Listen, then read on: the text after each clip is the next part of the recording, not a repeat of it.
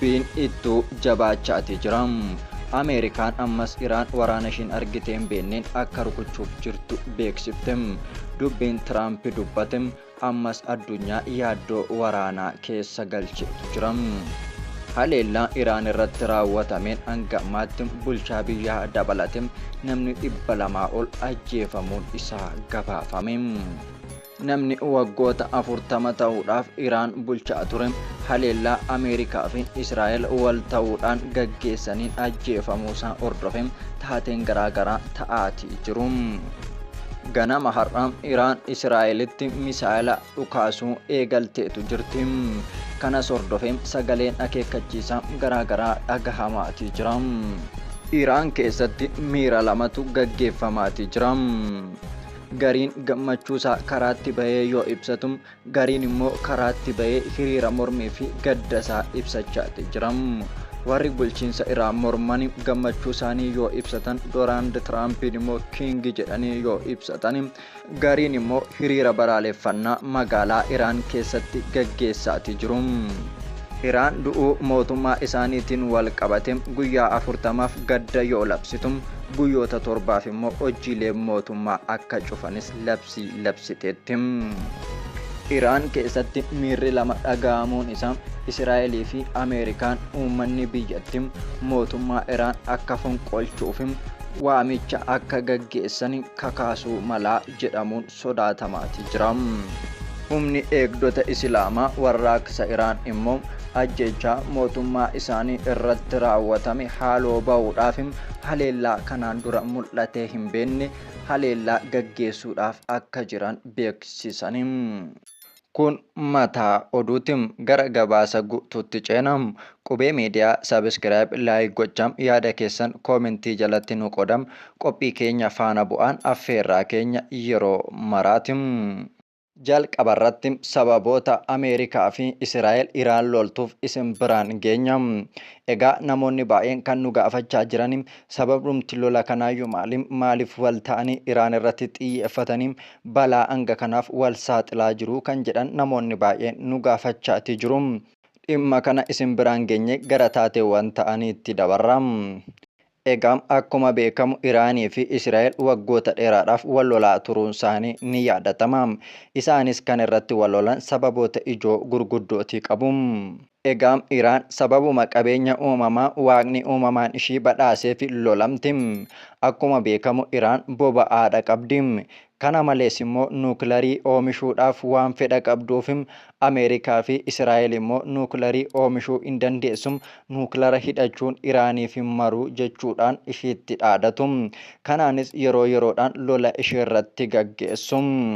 Akkasumas immoo Iraan akka biyyoota biram biyyoota warra dhihaa kana jala deemuu hin barbaadan, akka isaan ergatanis hin fedhan. Akkasumas immoo boba'aa uumamaa lafa keessaa qaban kana warri dhihaa harka keessa galfatanii daldaallachuu barbaadu. Kana immoo Iraan hin eeyyamamne. Keessattuu Ameerikaan diina hamtuu godhattee kan hadheeffatte mootummaa biyya sanaa seexana guddaadha jettee kan waamtu sababuma qabeenya ishiitidha. Ameerikaan mootummaa Iraan seexana guddaadha jettee yeroo dheeraadhaaf kan itti dhaadachaa turte. Akkuma dhaadatte guyyaa kaleessaa Israa'el waliin wal ta'uudhaan galaafatte. Guyyaa kaleessaa Israa'el mootummaan Iraan du'uun oolu jechuun gabaasuun wal qabate dubbiin wal dhahaan gabaafamaati ture. Gariin du'eera jedham, gariin immoo hin duune jedhee falmaa ture. Akkasumas immoo Iraan dabalatee jiraam yeroo muraasaan booda gadi bahee mootummaan keenya ibsa gochuudhaaf jira jechuudhaan dubbachaati turani. Haa ta'uuti garuu sa'aatii dheeraadhaaf eegame mootummaan Iraan gadi bahee ibsa kennuu hin dandeenye.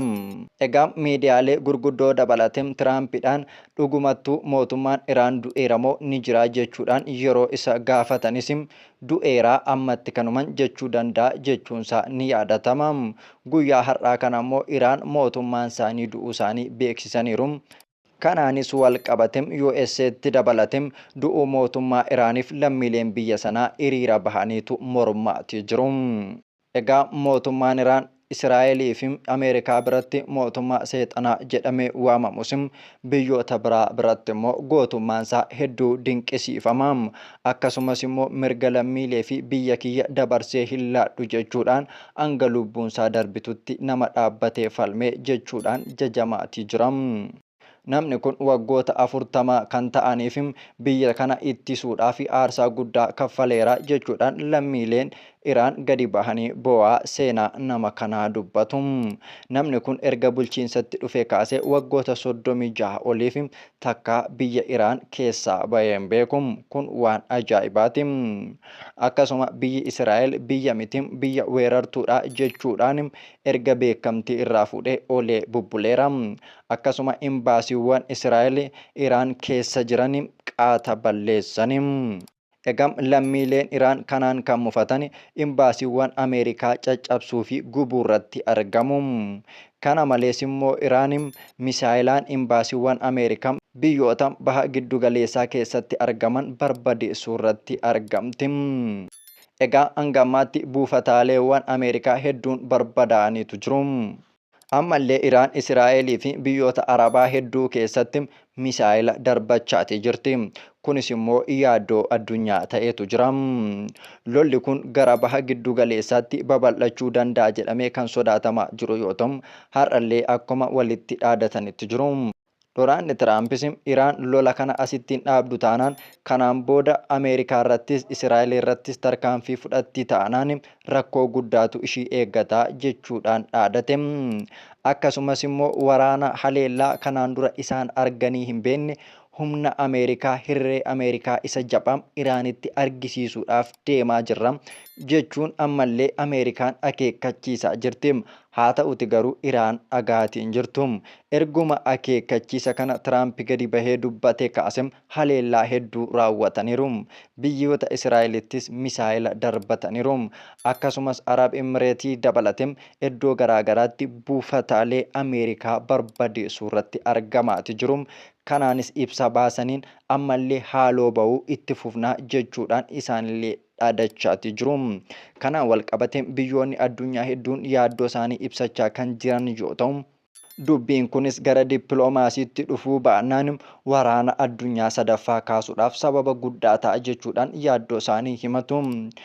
Egaa kanaan walqabatee lammiileen keenya biyyoota garaagaraa keessa jiran keessattuu biyyoota baha giddugaleessaa keessatti argaman of eeggannoo akka taasisan dhaamuu fi barbaanna. Ijoolleen keenya biyyoota Arabaa, Dubaay, Imireet iddoo adda addaa keessatti argaman of eeggannoo cimaa gochuun barbaachisaadha. Egaa ammallee biyyoonni kun walitti dhaadachaa waan jiraniif yeroo isaan tarkaanfii kana walirratti fudhatan hin beekamu. Ammallee dubbichi waan laafaa jiru fakkaatu daran hammaataatii jira.